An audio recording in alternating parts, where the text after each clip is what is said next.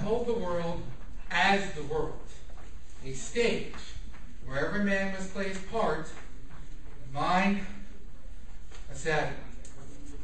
That's from William Shakespeare, Merchant of Venice, Act 1, Scene 1. I've always liked that quote, but I never really knew what it meant until I was about 6 hours into this 24-hour cancer relay walk. It started innocently enough.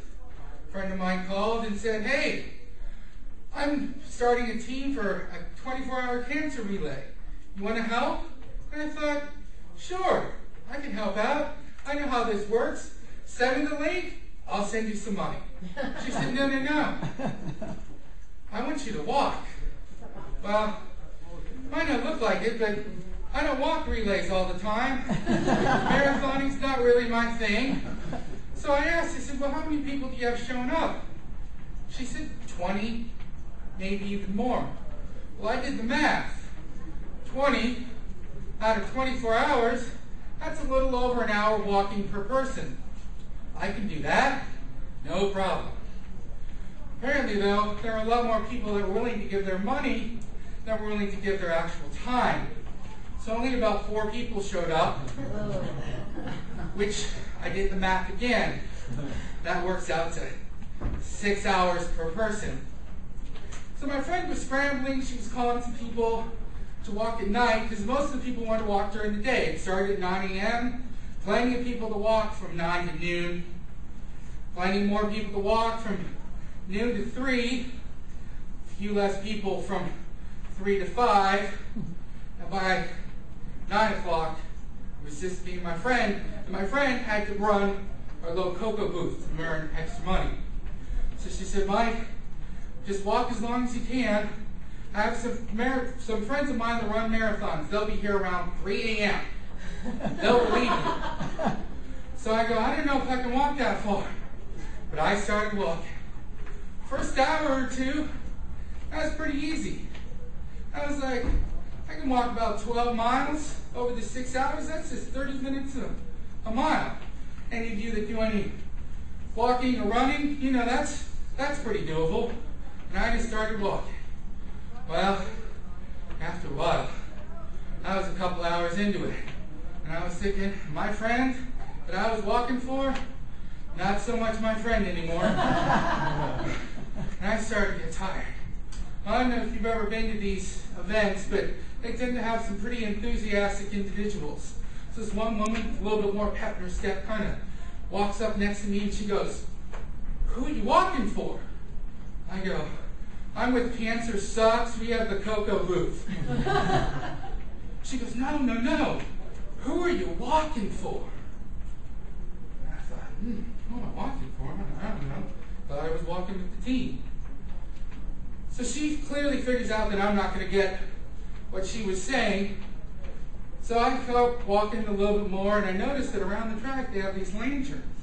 On the lanterns they have names and photographs of all these people that had either battled cancer and won or battled cancer and lost. And I realized, oh, that's what she means. They're walking for friends. They're walking for family members. I thought to myself, well, I've been pretty lucky. My family really hasn't been touched by cancer all that much. We're more of a coronary heart disease kind of family. My grandmother, she died at 99. It's not too bad. 14 days before her 100th birthday. It's pretty good. My dad died at 52 from a massive coronary heart attack. That wasn't that good. So when you're out there walking around the track, I started to think to myself about all the people, how they died, how they lived. And that got me through a couple more miles. But around mile 8, I hit what the marathoners call the wall. And I got really tired. And there was no friends to walk for anymore. And I kept walking, and I looked around, and I saw this one lantern. And I don't know why I didn't see it before. And I looked, and it said, "We will remember you, Jennifer." And I thought, wow, everyone has a Jennifer in their life. Mine was named Jennifer Cipriano. Jennifer Cipriano sat in the cubicle on the other side. And she had a daughter and a husband. And she died at 32. And then I realized what that quote meant. I hold the world as the world, which means that I see the world as it really is. I'm not overly optimistic. I'm not overly pessimistic. I see it as it is. And it is a stage where each one of us have roles. We interact with one another. We all have our parts.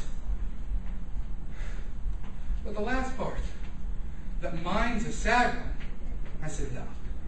I can't accept that part.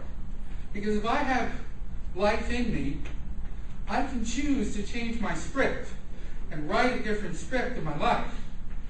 So I kept going, trying to reach my goal of 12 miles. Well, about a lap or two before I got to 12 miles, the marathoners finally arrived, and I could sit down. And the marathoners ran out onto the track, and they said, Mike, you can go sit down. I said, yeah, I'm only about a lap and a half away from reaching my goal of 12 miles. She goes, oh, okay. But you know, if you walk 5 more laps, you'll be at a half marathon. I thought, half marathon has a nice ring to it. So I kept walking. I walked the first 4 miles the friend asked me to. I walked 4 miles, remembering my friends and family. I walked 4 miles for Jennifer. But those last 5 laps, I walked for myself. Ask yourself, who are you walking for?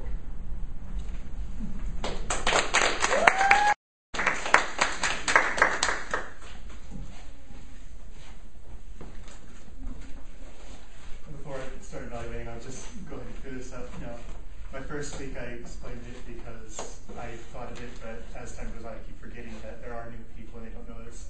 My full name is Michael Christopher Kessinger. I go by my middle name Chris because my dad's name is also Michael. So it is causing quite a bit of confusion for some people, so just not clear that real quick. Hey, Mike gave us a very, very deep speech here about running this marathon for cancer. And from the very beginning, I felt very pulled into it from the way that he introduced it to us. He came in with a little jog and step, as if we're running alongside him, having this conversation. And for me, that was just a really good way to pull us into it. Now, I got to apologize to you, Mike. As soon as you started speaking, I forgot whether you were doing Project 4 or 5, so I did it on Project 4 because that was the evaluation of each exam. So I hope I did that correctly. It's okay. Okay. Most of the pages, you have the evaluation form on this side, and the next one's on this side, that one right there. And that's my mistake. I really had to be more careful about that. So, in your speech, you had a very good command over your tone, your pace, and everything. It was very well done. It was much like hearing many of the more advanced speakers here.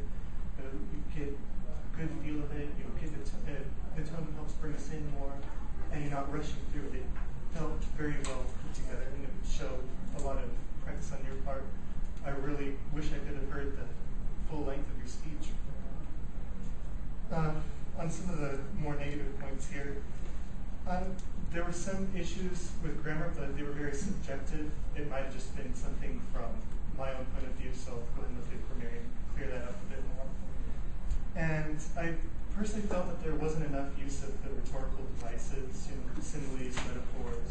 Those really helped to pull people into your speech, and I felt that it was a bit lacking in that, and it could have helped to enhance your speech a bit. And as John said for Patty's speech, visual aid may have helped. It's kind of touch and go with his particular speech, though. There was one I would have had the lantern with Jennifer's name on it. It would just slowly bring it up as you're coming up to that. But for me personally, that would have helped, but I don't know how it would have impacted other people's appearance on it, so it's a very touch and go subject. As I said, I really enjoyed how you were doing the run along with it. It helped us bring us in. And I caught a lot of the different ways of saying things in your speech, which really helped it out. You had to start out like, okay, this is day for friends, this is for a night, really enjoying, okay, I'll do this. Then you're getting to the point where, I'm getting really irritated with this person. You know, it was the way that it was being said, it really helped bring it out. And then when you come to the realization where you see the lantern, you know, the way that you're saying everything, it was